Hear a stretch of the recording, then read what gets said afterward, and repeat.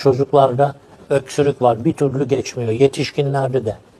Mesela gripten sonra gelişen şey vardır. Kuru öksürük bir türlü geçmez. Yani işte burada yapacağınız şey andız pekmezidir.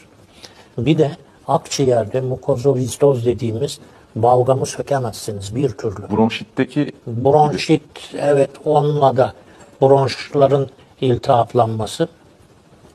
Orada da hem andız pekmezi hem keçi boynuzu pekmezini kullanabilirsiniz.